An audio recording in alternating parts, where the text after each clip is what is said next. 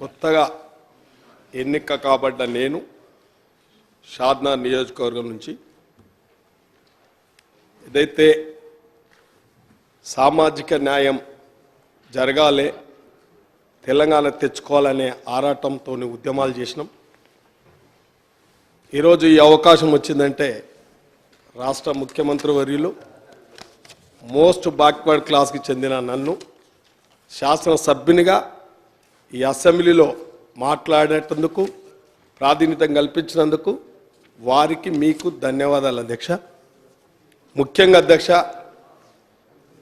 పాలమూరు జిల్లా వలసల జిల్లా అని ఎంతో రాజకీయ నాయకులు ప్రగల్భాలు వలుకుతూ ఉంటారు, చెప్తూ ఉంటారు. కానీ తెలంగాణ వచ్చిన తర్వాత పాలమూరు ఎత్తిపోతల పథకం గౌరవ మాజీ ముఖ్యమంత్రి వర్యులు చెప్పారు. కానీ ఈరోజు అది కార్యరూపం దాల్చుకోలేదు అధ్యక్ష. పాలమూరు ఎత్తిపోతల పథకం పూర్తయితే షాద్నగర్ కూడా తాగునీటికి సాగునీటికి కటకట ఉంది అధ్యక్ష.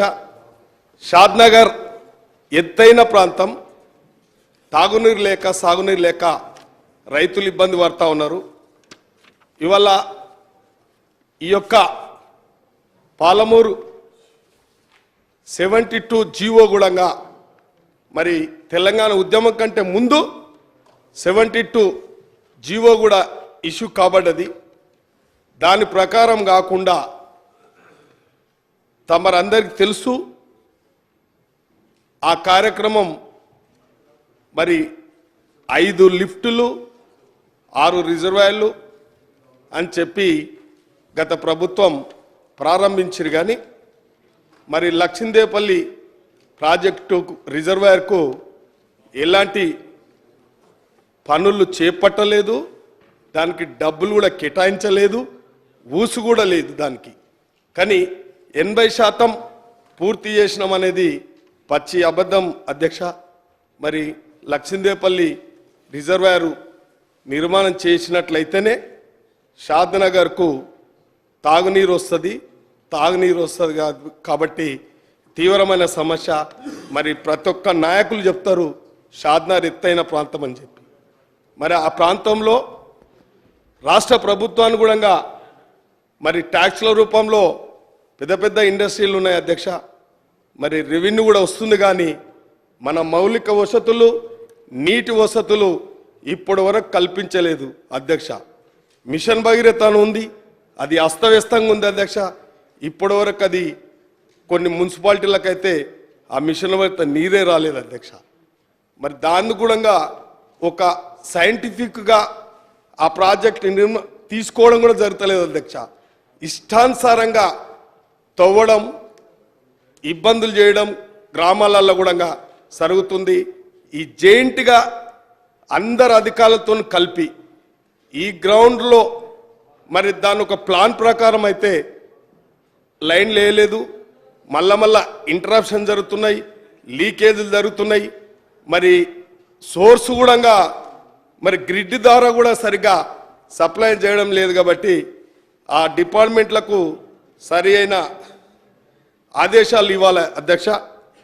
అదేవిధంగా మా దగ్గర డబుల్ బెడ్రూమ్ ఇండ్లు మున్సిపాలిటీలలో 1700-1800 కట్టినామని చెప్పి ఆ రోజు ఎస్సీల భూమి గుంజుకున్న అధ్యక్ష. ఇందిరాగాంధీ ఇచ్చిన భూమి 5 ఎకరాలు గుంజుకొని ఆ డబుల్ బెడ్రూమ్ ఇండ్లు నిర్మాణం చేపట్టిరు అధ్యక్ష. ఫిల్టర్ ఉష్కతో కట్టిరు అధ్యక్ష. ఇప్పటికే క్రాక్లు అయిపోయినాయి, దానికి ఒక పారదర్శకత లేదు. సరి అయిన లబ్ధిదారులను ఏ విధంగా ఎంపిక చేస్తారో ఇప్పటికొక క్లారిటీ లేదు అధ్యక్ష. మేఘాల మీద ఎలక్షన్ల ముందల ప్రవేశం చేస్తున్నాం లబ్ధిదారులకు అని చెప్పిరు అధ్యక్ష. దేనికైనా ఒక క్రైటీరియా ఉంటుంది అధ్యక్ష. డబుల్ బెడ్రూమ్ ఇండ్లకు లబ్ధిదారులను ఏ విధంగా ఎంపిక చేయాలి? భయమేముంది అధ్యక్ష? వాళ్ళ మనసులకు ఇచ్చిన సరే అధ్యక్ష, కానీ అది వినియోగంలోకి రాలేదు. దాని మీద ఉండగా ఒక సమగ్రంగా ఎంపిక విధానం చేయాలి అధ్యక్ష.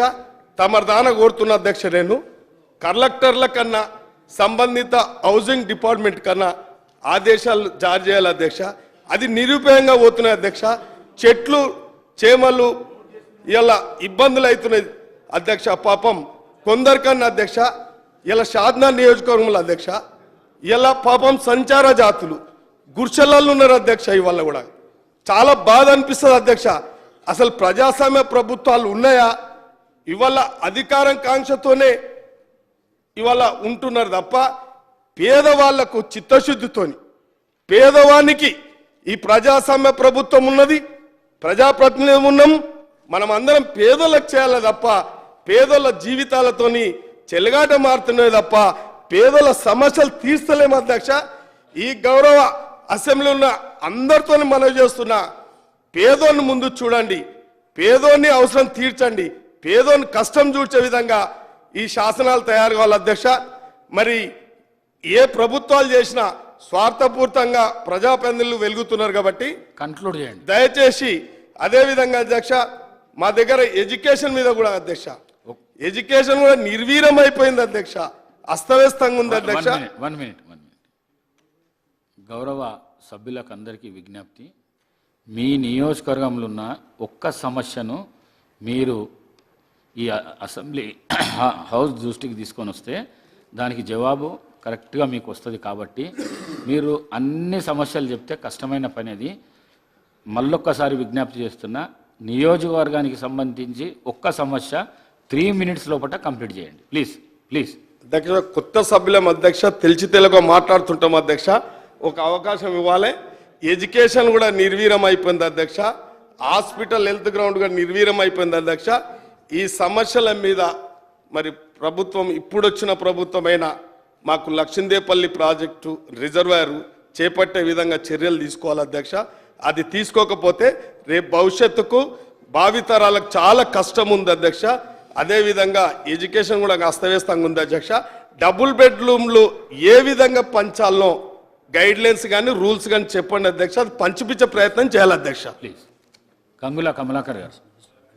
గౌరవ సభ్యులు చెప్పింది నోట్ చేసుకున్న అధ్యక్ష.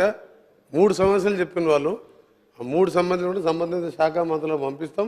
మొదటిసారి సభ్యులు కాబట్టి 3 సమస్యలు ఇంపార్టెంట్. లక్ష్మీదేవి కాలువ సమస్య మాకు కూడా తెలుసు, మమ్మల్ని కూడా ఆహ్వానిస్తే వెళ్ళాం, తప్పకుండా సంబంధిత మంత్రికి పంపిస్తాం. గౌరవ గంగుల కమలాకర్ గారు. అధ్యక్ష 2000